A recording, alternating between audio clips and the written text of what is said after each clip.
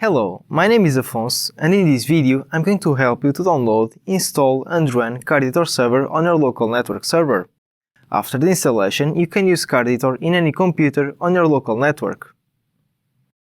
If you are visiting our website, you need to scroll down.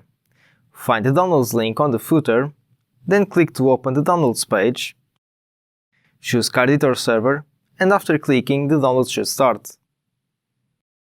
Alternatively, you can write directly the downloads URL in your browser and go directly to the downloads page. I recommend you to follow our history release page to keep up with the latest updates and bug fixes in our products. While the downloads page has only stable releases and is updated monthly, the history release is updated in a daily basis and can have in-progress implementations. The total download time should not exceed 3 minutes. If you experience unusual long downloads time, please contact us because we can have problems with your CDN provider in your area. After the download is finished, you need to click on the file icon. Start installation. After the installation wizard appears, you should click Next. Now it's time to read your terms and conditions. After you do that, and of course if you agree, you should click Next. Next page is to confirm the installation folder. And finally, the confirmation page. KarditorServer requires administrator privileges, so after you click the install, a confirmation page should appear. The time of the installation process depends on your computer speed, but normally is not a very slow process. After the installation succeeds, the server will automatically start, and when they start listening to your network for the first time, a firewall window will appear. KarditorServer is a web server that runs in your local area network and responds to your local area network computers, so they need to open your computer network adapter to serve the requests.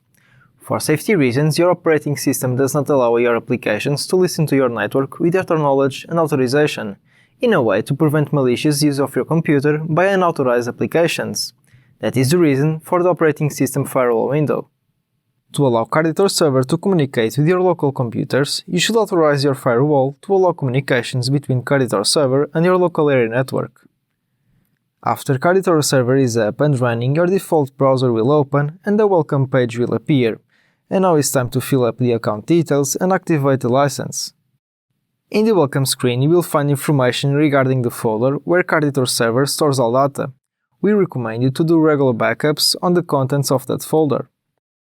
You also can find default username and password, and you should consider to change after the first login.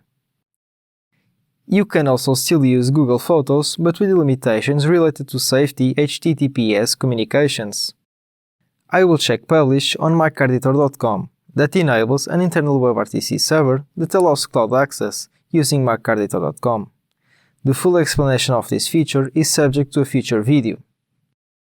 If you have an activation code, you can fill it, or you can use your 30 days trial.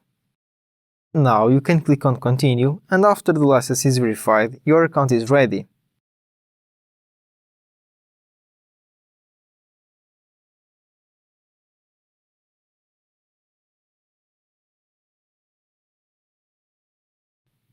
Now you can open your ID card software on a standard browser in any computer in our network. You can also open your Karditor in any tablet or any mobile phone if your Wi-Fi is correctly configured. You only need to remember that the URL is myKarditor. You can find useful links below. I hope you like my videos and don't forget to give me a thumbs up and subscribe below. I'll appreciate it. Bye, and we'll see us in the next video.